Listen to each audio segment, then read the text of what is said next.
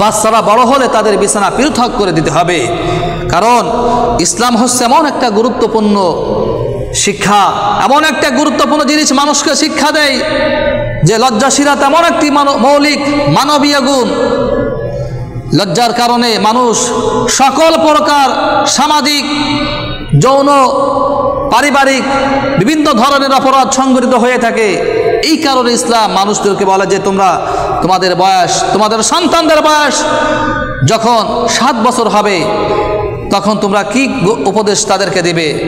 বিশ্ব নবী সাল্লাল্লাহু আলাইহি ওয়াসাল্লাম বলেছেন, মুরু আওলাদাকুম বিসসালাতি হুম আবনাউ 7 সিনিন আজরিবুহুম আলাইহা হুম আবনাউ 10 সিনিন আফাররিকু বাইনাহুম ফিল মাদাজি।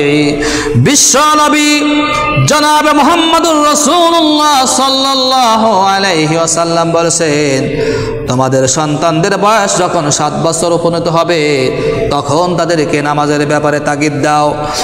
আর যখন তাদের বয়স 10 বছর বয়স উপনীত হবে, নামাজ না পড়লে তাদেরকে প্রহার করো, প্রয়োজনে মারো, তাদেরকে প্রহার করতে হবে। আর যখন তোমাদের সন্তানদের বয়স 10 বছর হবে, আজরিবুহুম আলাইহা ওয়া হুম আবনাউ 10 সিনিন ফাররিকু বাইনাহুম ফিল মাদাজি। সন্তানদের বয়স 10 বছর হলে তাদের বিছানা পৃথক করে দিতে হবে। আর এক বিছানায় পিতা পুত্র, পিতা কন্যা এক বিছানায় আর শুতে পারবে না, হারাম হয়ে গেছে। এখন থেকে বিছানা পৃথক করে দাও।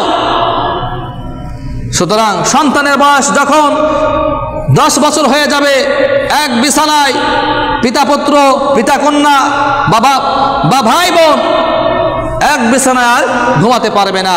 কারণ মানুষ যখন রাতের বেলায় ঘুমিয়ে যায়, মানুষের চেতনা থাকে না।